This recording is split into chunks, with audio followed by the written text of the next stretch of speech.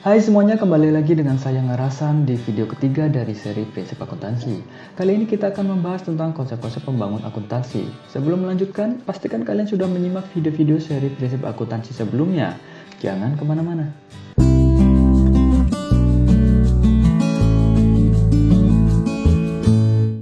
Di video ketiga ini, saya akan mengupas konsep-konsep apa saja yang membangun sebuah sistem akuntansi.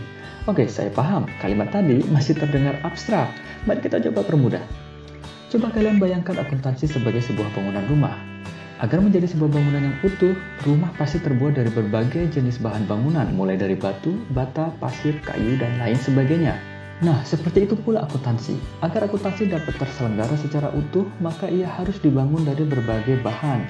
Dalam hal ini, bahan-bahan tersebut dalam bentuk konsep-konsep. Ada 4 konsep yang membentuk akuntansi agar menjadi utuh, yaitu 1. Etika, 2. Prinsip akuntansi yang berlaku umum, 3. Asumsi, dan 4. Persamaan akuntansi dasar.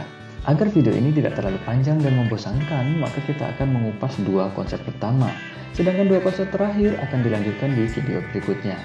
Mari kita kupas konsep yang pertama, yaitu etika. Etika adalah konsep bisnis yang mendasar. Tentu, kita selalu mengharapkan untuk berbisnis dengan orang yang melakukan tindakan yang benar, jujur, dan adil. Bayangkan ketika kalian ingin menjalankan sebuah usaha atau ingin berinvestasi, tapi ternyata semua orang di sekeliling kalian bukan orang yang jujur. Tapi yang menjadi pertanyaan, seperti apa yang disebut benar, seperti apa yang disebut jujur, dan seperti apa yang disebut adil? Standar perilaku yang menjadi dasar penilaian apakah seseorang bertindak benar atau salah, jujur atau tidak jujur, adil atau tidak adil, itulah yang disebut sebagai etika. Dan akuntansi pun tentu tidak luput dari pentingnya penerapan etika. Karenanya, etika adalah konsep yang harus dipegang teguh sehingga semua tindakan-tindakan usaha haruslah bernilai etis, legal, dan dapat dipertanggungjawabkan. Konsep yang kedua adalah prinsip akuntansi yang berlaku umum. Akuntansi diterapkan tidak hanya untuk kebutuhan internal, namun juga untuk kebutuhan eksternal seperti untuk bank, investor, pemerintah, dan juga dalam rangka bekerja sama dengan pihak lain. Karena itu, agar tidak terjadi adanya perbedaan persepsi dan penafsiran, maka perlu dibuat standar terhadap bagaimana peristiwa-peristiwa ekonomi dicatat dan dilaporkan. Prinsip-prinsip akuntansi harus disusun dalam sebuah standar akuntansi yang berlaku umum dan universal. Tidak hanya untuk organisasi itu saja, namun juga dalam lingkup yang lebih luas. Salah satu contoh prinsip yang penting dalam akuntansi adalah prinsip harga perolehan, yang menyatakan bahwa aset hendaknya dicatat sesuai harga perolehannya, yaitu harga pada saat aset tersebut diperoleh. Lawan dari harga perolehan adalah harga pasar. Indonesia telah memiliki standar akuntansi yang disebut dengan SAK, atau Standar Akuntansi Keuangan. SAK memiliki 4 varian, yaitu 1. PSAK IFRS, Pernyataan Standar Akuntansi Keuangan International Financial Report Standard. SAK jenis ini digunakan oleh badan atau usaha yang memiliki akuntabilitas publik, yaitu badan yang terdaftar atau dalam proses pendaftaran di pasar modal.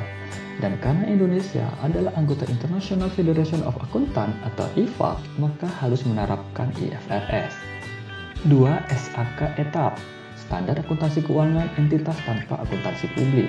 Etap adalah hasil penyederhanaan dari IFRS. Penerapan etap dapat memungkinkan bisnis kecil dan menengah membuat laporan keuangan tanpa dibantu pihak lain dan memungkinkan mereka memiliki akuntabilitas. 3. PSAK Syariah. PSAK Syariah diterapkan pada lembaga-lembaga yang menerapkan kebijakan syariah karena dikembangkan berdasarkan fatwa MUI. 4. SAP, Standar Akuntansi Pemerintah.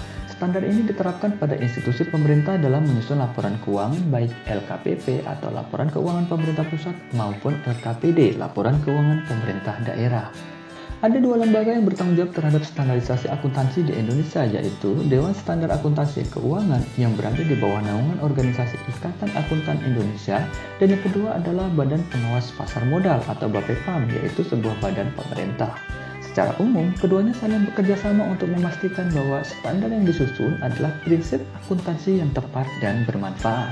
Nah, itulah penjelasan 2 konsep utama yang membangun sistem akuntansi. Pastikan kalian melanjutkan 2 konsep lainnya, yaitu konsep ketiga, asumsi, dan konsep keempat, persamaan akuntansi dasar di video berikutnya. Saya Ngerasan undur diri, jangan lupa untuk subscribe channel ini dan semoga bermanfaat. Sampai jumpa.